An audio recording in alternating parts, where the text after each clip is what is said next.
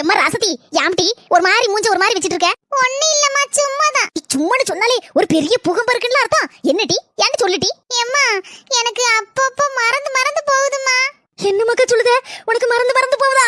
ஒண்ணுமே பிடிபடலையே. இருடி உங்க அண்ணி கறிய கூப்பிடுறேன், அவளுக்கு ஏதாவது தெரிஞ்சிருக்கும் கண்டிப்பா. மர்மோளே என்னத்தி ஏன்ட்ட இப்படி அலர்தியா? மர்மோளே என் மோவ என்னென்னமோ சொல்லுதா மர்மோளே, எனக்கு ஒண்ணும் பிடிபடல பாத்துக்க. அத உன்னை கூப்பிட்டேன். என்ன நாத்து டி ஊம கட்ட மாதிரி உட்கார்ந்துட்டு இருக்க. என்கிட்ட சொன்னேல அது சொல்லு உங்க அண்ணிட்ட.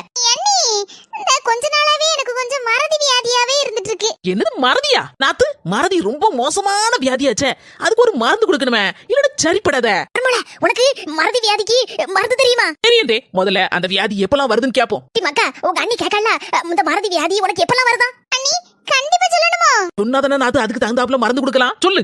அண்ணி இந்த நீங்க இந்த வேலை சொல்வீங்க பாத்தீங்களா, அப்பதான் எனக்கு மறதி வியாதி வந்துருது.